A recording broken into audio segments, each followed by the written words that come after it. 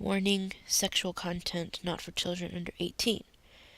Celebrian, Part 12.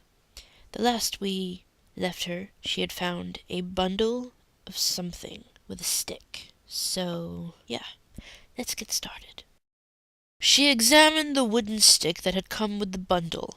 It was about the size of her erect nipple, 2 inches long and less than half an inch wide, but it differed from her nipple because it also had a small bulb at one end.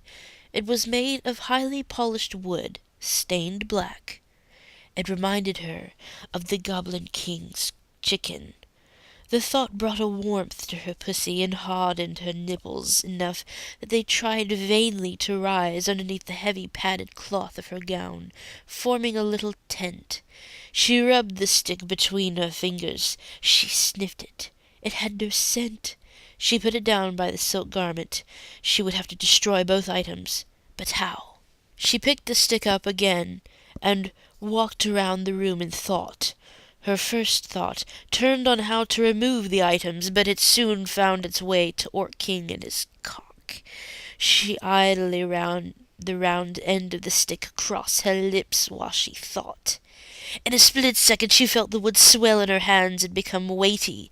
Its growing mass pushed firmly against her head, sending her hand that still held the grate the object back in compensation. She looked down in surprise at a great orc cock, much like the king's. At its base the stick was still wood-like, although now 2 inches across, but about halfway down its 18-inch length it had become fleshy. It was stiff like an erect chicken, but fleshy all the same, like the king's chicken. The shaft was grey and warty, but the head was wider and perfectly smooth. She flung the thing to the ground. It fell parallel to her. Then the thing flexed and rolled so that the glands pointed towards her. She pushed it away. Again it I can't speak. Again it reoriented itself towards her. It lay there like a fat, one-eyed snake staring at her. Though a part of her longed to try out this pleasing mass of orc flesh, she knew she had to be rid of it. Thumping about like it did, it would surely betray her. She gingerly picked it up by the woody end. The gland was near her mouth. For a moment her mouth opened, and her tongue flicked towards the rod, but she quelled that instinct. She put on the cape she had worn during her morning walk, and put on the silk garment and the magic cock underneath it. As she made for the door, the cock began to flex wildly. It bucked almost enough to break her grip. What if she dropped it on the way? It would fall to the ground and point at her no matter where she ran. And even if she held on, someone would ask her what caused her clothes to gyrate so wildly. She sat on the bed and pulled it out again. Like a real orc cock, this one also had thick veins that pulsed across the shaft. Her nightly rendezvous and her dreams with the king's cock played before her eyes in vivid colour. Odd, I don't dream in colour. She was disgusted by the fat rod, but she also lounged for it. Perhaps it will shrink back to stick size if I pleasure it, she wondered aloud. She licked the tip of it while holding the base with both hands. The touch of her tongue sent a quiver through it. It tasted salty like the Orc King's. She ran one hand up the warty shaft, remembering the times she had stroked the king the same way. She put the chicken on her bed while she removed her clothes. Free of her padded gown, her nipples stuck out at a slight downward angle. She wanted to experience the rod's touch all over her body, particularly between her fine, massive breasts. As before, the shaft had oriented itself towards her while she disrobed. Celebrian grabbed the instrument by the base. She lay back on the bed and placed the member between her breasts. She stared at the one-eyed monster resting between her firm mounds, and felt a rush of anticipation that she had not felt since her last draught of the king's potion. The chicken seems to rest perfectly between her breasts. She forced them together by flexing her arms in. They gripped the rod in a gelatinous vice. She could feel the warts against her breast skin. Her 2-inch nipples waggled like little flagpoles in the wind.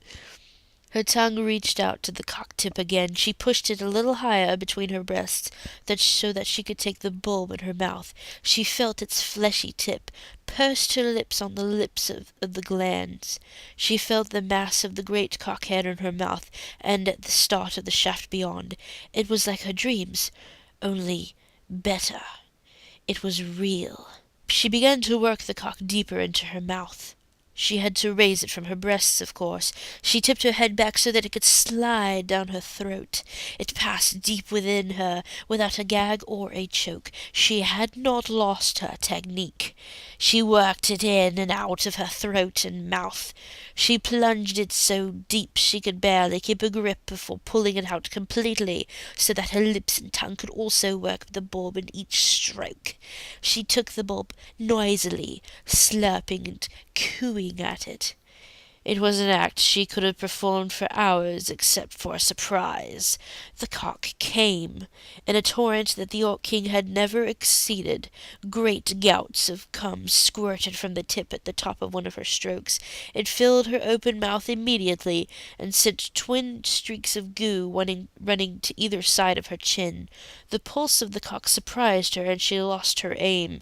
Subsequent sprouts sent cum flying all over her face and chest, into her hair, and all over the bed. When it had ceased spouting, the cock lay limp between her breasts.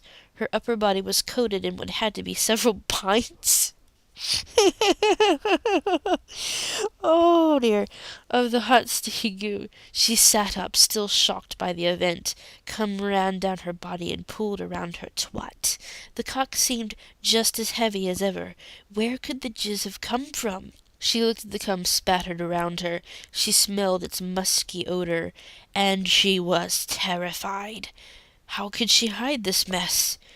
There was nothing to do but eat it. Of course, that's the first thought that comes to mind, nothing like a laundry machine or nothing. She began to scoop it from the puddles on the sheets, but the gooey stuff kept sliding from her hands. Ew. She turned over on her hands and knees and began to suck it from the bed. Her great tits bobbed beneath her as she sucked, her nipples dragging through the semen when she dipped low for a good slurp. Gosh, my gag reflex is starting to go. When the sheets were as clean as licking could get them, she turned to the semen that remained on her. She scraped it from her body with the back of a comb, then worked it from her hair with the same comb. All of it went into her stomach. By the end, her stomach sloshed with semen. The room still stunk, and the sheet was soaked, but no puddles remained.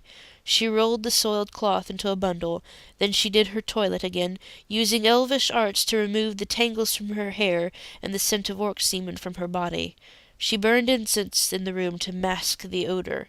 A good nose would find the musky scent, but it was the best she could do. The magic cock had not shrunk after spending itself. If anything, it seemed bigger. As before, it oriented itself to point at her whenever she wanted, or wherever she went. She picked it up and put it into a drawer. She half expected it to start thumping within the drawer, but it remained silent. It was satiated for now. And we're going to stop there after that horrendous mess.